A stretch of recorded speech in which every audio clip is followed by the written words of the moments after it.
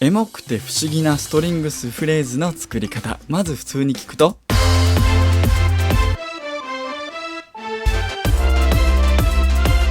普通に打ち込んでください。その後にダッキングツールを入れてください。そうすると